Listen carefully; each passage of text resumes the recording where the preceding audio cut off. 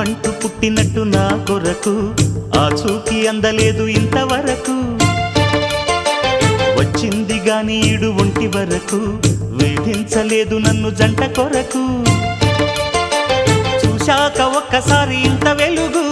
నా వంక రాను అంది కంటి కునుకు ఈ అల్లరి గారడి నీ లీల అనుకోనా నీ పేరు ప్రేమ అవునా ఇవాళే నిన్ను పోల్చుకుందా